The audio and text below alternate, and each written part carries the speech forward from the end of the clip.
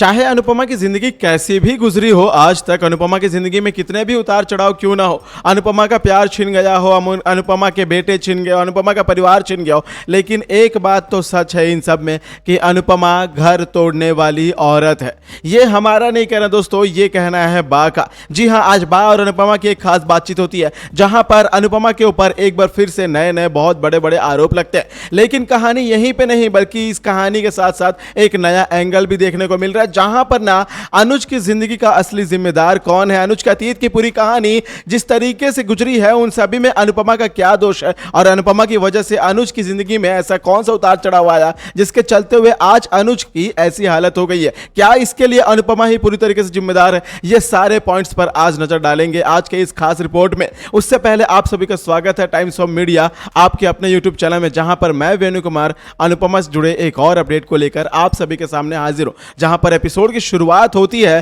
तो अनुपमा के आशा के नामकरण से, जहां पर यहां पर आशा का नामकरण रखते साथ सारे घर वाले, आशा भवन के जितने भी लोग मौजूद होते हैं सभी लोग धूमधाम से गाने बजाते हैं, भजन करते हैं। लेकिन बगल में ही पाखी की या फिर यूं कहें कि अनुपमा की सबसे प्यारी बेटी स्वीटी की बर्थडे पार्टी भी तो हो रही है और इस बर्थडे पार्टी में जोरों शोरों से सेलिब्रेशन चल रहा है। यहां पर बेचारी पाखी एक खूबसूरत डांस परफॉर्मेंस दे रही है जिसमें वो फ्लो में आकर दादी को उठाकर लेकर चले जाती है और बा को उठाकर लेकर जाकर उन्हें यह बोलती है कि मैं आपसे सबसे ज्यादा प्यार करती हूं, तो क्यों ना आप मेरे लिए डांस कर दे, क्योंकि आज मेरा जन्मदिन है और मेरे बर्थडे के उपलक्ष्य में यदि आप नाचती है, थोड़ा सा डांस करती है तो मुझे बहुत अच्छा लगेगा। लेकिन यकीन मानिए यदि वो बा से प्यार करती तो उसे पता होना चाहिए कि बा के पैरों में, घुटनों में हमेशा दर्द रहता है और इस उम्र में वो नाचने के लायक तो क्या ढंग से चल भी नहीं पाती है। उनकी तकलीफ सिर्फ और सिर्फ अनुपमा ही समझ पाती है। लेकिन छोटी, तुम्हें क्या ही पता चलेगा, स्वीटी को यह पता ही नहीं था कि आखिरकार दादी को नहीं नचाना था।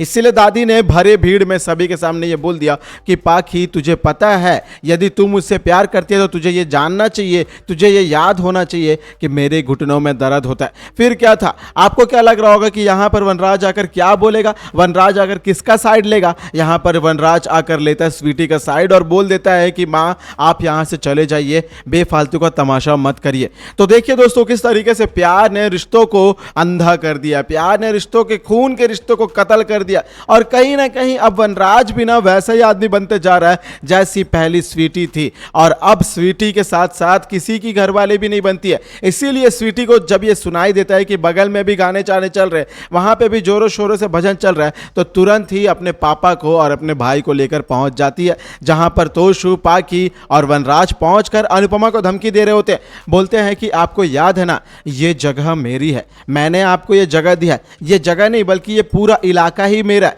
यदि आप मुझे तंग करेंगे तो ऐसा ना हो जाए कि मैं भी आपको तंग कर दूं, या फिर यूं कहें कि ये जो शेर का ना, ये मेरा जंगल है और मैं इसका शेर हूं, तो मेरे सामने कोई भी बकरी बनने की कोशिश ना करे, बेफालतू का मैं उसका शिकार कर दूंगा। ऐसा बोलता है वनराज। लेकिन यकीन मानिए दोस्तों, वनराज को यह भी पता है कि जब तक वनराज के पिता या फिर यूं कहें कि दादाजी जिंदा हैं तब तक किसी को कुछ नहीं होने वाला है। इसीलिए अब बा के साथ जब बातचीत होती है अनुपमा की, तो अनुपमा और बा के बीच में ऐसी बातें होती है जहां पर अनुपमा को बा ये बोलती है कि तूने तो इस उम्र में मुझे अपने पति से दूर कर दिया, तू अपने पहले पति से दूर हो गई, फिर दूसरे अनुज से दूर हो गई और अब तुझे यह लगता है कि मैं अगर खुद नहीं रह सकती हूं तो फिर भला कोई और क्यों साथ रहे। इसीलिए शायद तूने इस उम्र में मुझे मेरे 50 साल के उम्र के पति से दूर कर दिया, मेरे रिश्ते से दूर कर दिया। और वैसे भी देखा जाए बा को तो ये सारे डायलॉग छोड़ने की पहले से आदत ही है, बा को ऐसे तीखे बातें बोलने की पहले से आदत है, तो फिर भला अनुपमा समझ जाती है कि कहीं ना कहीं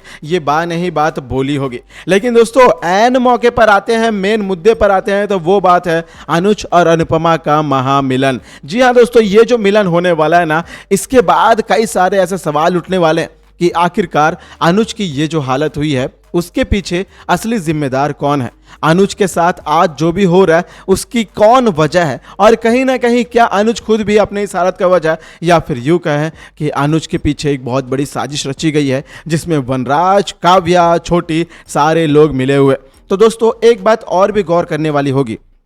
और वो ये बात होगी कि अनुज को ये पता है कि अनुपमा वहीं आशा भवन में रहती है, लेकिन अनुज आशा भवन के इर्द गिर्द ही घूमता रहता है, लेकिन अनुपमा से मिलने की कोशिश नहीं करता है। आज अनुपमा जो कान्हा के भक्तों को रैली में आते हैं, जिनको कान्हा के भक्तों को भजन गाते वक्त लड्डू खिलाती है, वो लड्डू अनुज भी खाता है और अनुज खाकर ये फील करता है कि कहीं ना कहीं आज अनुपमा के हाथ का उसे स्वाद मिला। अनुपमा के हाथ के स्वाद को पहचानने के बाद भी वो अनुपमा का नाम तक नहीं लेता। और यकीन मानिए, जब अनुपमा और अनुज एक दूसरे से मिलेंगे तो अनुज अनुपमा को धक्के मारकर या फिर यूं कहे कि साइड मारकर इग्नोर करके चला जाएगा और कहीं ना कहीं अनुपमा को यह पता है कि वो अनुज के साथ नहीं रह सकती है, क्योंकि इसकी बेटी या फिर यूं कहें कि छोटी आद्या ने शर्त जो रखी है, और आद्या यही चाहती है कि ब्लैकमेल इमोशनल के तहत दोनों माँ और पाप्स अलग अलग रहे। वो कभी नहीं चाहती कि दोनों एक दूसरे के साथ रहे। इसीलिए तो शायद छोटी के इस कस्मों की वजह से, इस छोटी के गुम होने की इस आदत की वजह से ही,